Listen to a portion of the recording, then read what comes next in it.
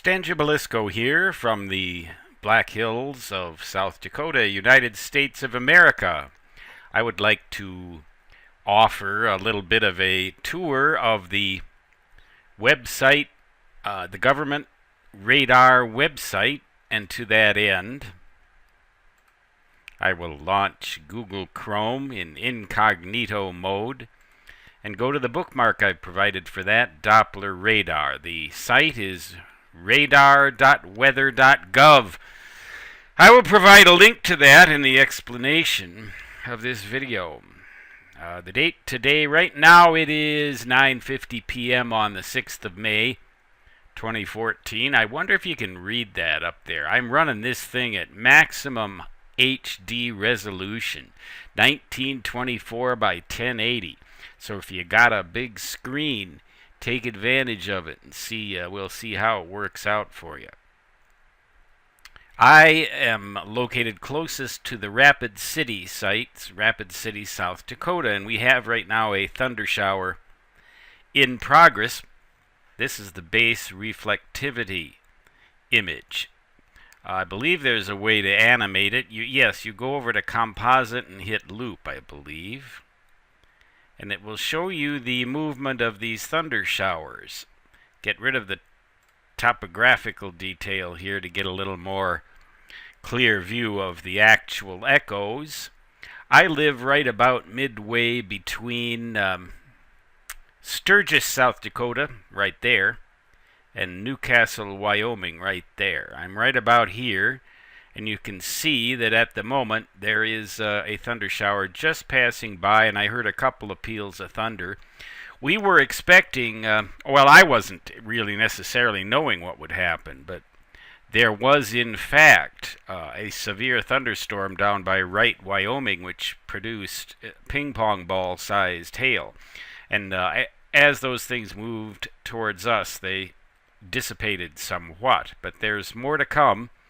And it seems like every night now, for about the next 4 months, we're going to have to be vigilant about hailstorms, because they can pop up around here in the Black Hills at any time of the day or night, and they often strike very suddenly and without much warning. I remember taking a nap one day and waking up to some noise, and it was marble-sized hail.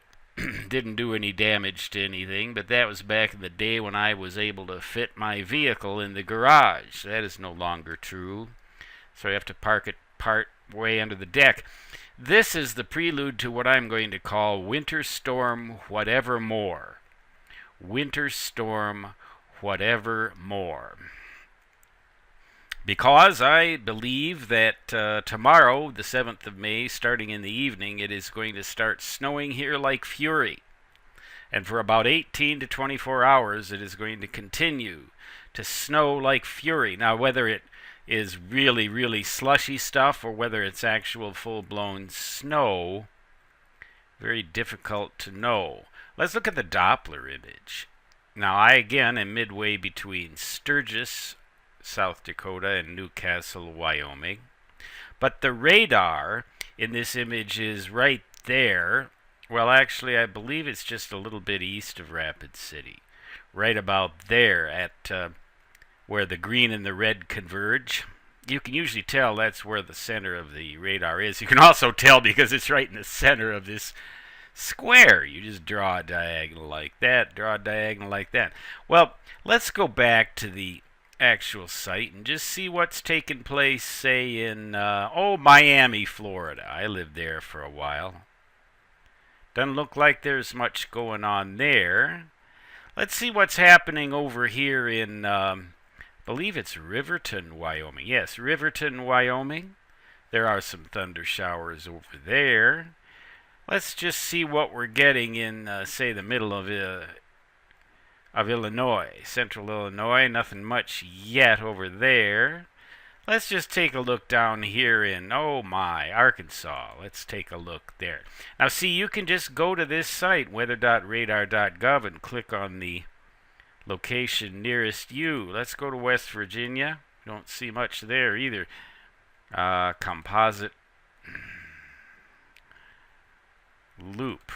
Well, See, now that's how it works, and you can just navigate all these things over here on the left. Northern U.S. Pacific Northwest Loop. Upper Mississippi Valley Loop. There's a little more interesting image for you. There's Rochester, Minnesota right there where I grew up. It's kind of a flattened out map here. Here's the Black Hills.